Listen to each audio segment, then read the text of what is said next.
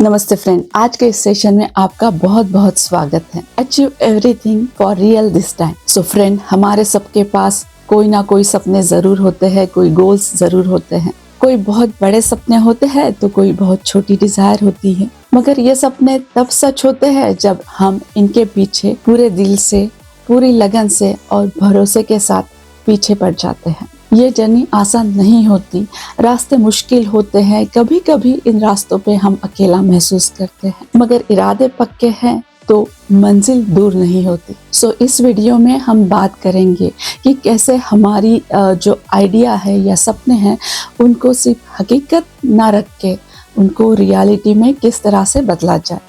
तो हम इसे स्टेप बाय स्टेप देखने की कोशिश करेंगे with balance, believe and bravery. तो चलिए एक नई शुरुआत करते हैं। हमारे सपनों को सिर्फ सोचते ही नहीं तो उन्हें जीतने की कोशिश भी करते हैं। फ्रेंड, हम कई बार दूसरे के सक्सेस को देखकर गोल डिसाइड करते हैं या सडनली थिंक करके। तो सबसे पहले ये सोचिए कि जो भी गोल आपने आपके लिए डिसाइड किया है, क्या वो सही गोल है। अगर आप कंफर्म नहीं हैं तो खुद के लिए थोड़ा सा टाइम निकालिए, रिलैक्स कीजिए अपने आप को, अकेले में चले जाइए और सोचिए कि आपके लिए क्या इम्पोर्टेंट है या फिर आप क्या एक्सपीरियंस करना चाहते हैं। और जो भी आपको चाहिए, जो भी आपके गोल है, उसे लिखिए।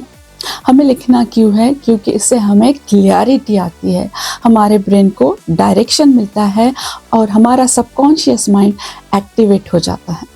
और जो भी आपके गोल है उसको इलेबोरेट करके लिखिए, बिना ये सोचे कि ये किस तरह से पॉसिबल होंगे, ये पॉसिबल होंगे या नहीं होंगे। आप उसके बारे में मत सोचिए। और जब भी आप आपके गोल्स लिखते हैं उनको प्रेजेंट टेंस में लिखिए, ताकि आपके सबकॉन्शियस माइंड को ये लगे कि ये अभी हो रहा है। और आपके गोल जब आप लिखते हैं तो हमेशा कुछ अच्छे वर्ड यूज़ कीजिए, फीलिंग जिससे आए, हैप्पीनेस की फीलिंग आए या एंथुजियास्टिक आप फील करें, जैसे कि I am very happy and I am very grateful, I am now on my appropriate way. या फिर आप ऐसा लिख सकते हैं कि oh wow, hurray, I attracted my dream car. इस तरह से हैप्पी और एंथुजियास्टिक वर्ड्स आप यूज़ करते हैं तो इससे आपके इमोशंस आप फील कर सकते हैं और आपके जो सबकॉन्शियस माइंड है उसको सब रियल लगने लगता है और फिर वो वैसे ही चीज़ों को अट्रैक्ट करने की कोशिश करता है। तो आपके गोल को आपको एवरीडे लिखना है और जब आप एवरीडे लिखते हैं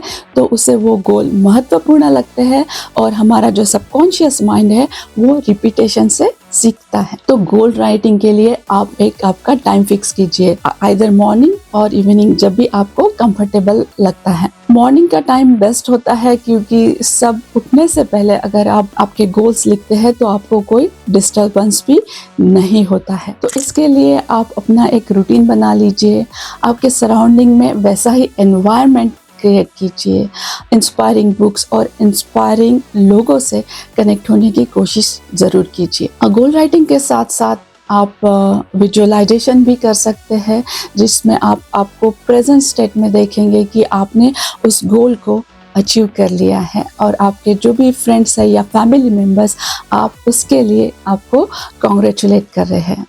तो ये बहुत ही इफ़ेक्टिव तरीका होता है। फ्रेंड, जिस तरह से हमारा लाइफस्टाइल होता है उसमें बहुत ज़्यादा डिस्टर्बेंस सोशल मीडिया से हमें आता है।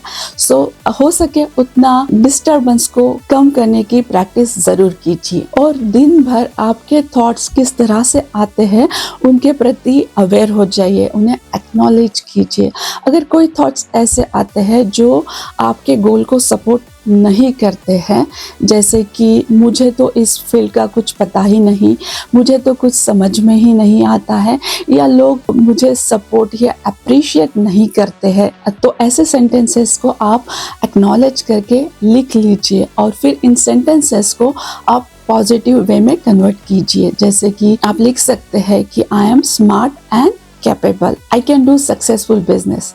फिर लोगों के बारे में आप लिख सकते हैं कि people always support and appreciate me. So ऐसे आपके जो भी निगेटिव सेंटेंस है उन्हें आप पॉजिटिव में कन्वर्ट कीजिए। सो इन अफर्मेशन को आप सुबह और शाम बोल सकते हैं, या जब भी आपको दिन में टाइम मिलता है आप इन्हें रिपीट कीजिए, या आपके मन में ही इनको रिपीट करते रहेंगे तो बहुत अच्छे रिजल्ट आते हैं। जब आप आपके माइंड को पॉजिटिव थॉट देते हैं तो आपके वाइब्रेशन भी बहुत अच्छे होने लगते हैं, और जब आपके वाइब्रेशन अच्छे होते हैं तो आपके सबकॉन्शियस माइंड को कुछ अचीव करने के लिए सिग्नल मिलता है, जिसके कारण आपके लाइफ में अच्छे लोग और अच्छी अपॉर्चुनिटीज अट्रैक्ट होने लगती है। आपका जो भी गोल है, एक ड्रीम जॉब अट्रैक्ट करने का, नया बिजनेस स्टार्ट करने का, या फिर बुक लिखने का, तो हमारे जो भी गोल है वो एक रिजल्ट है।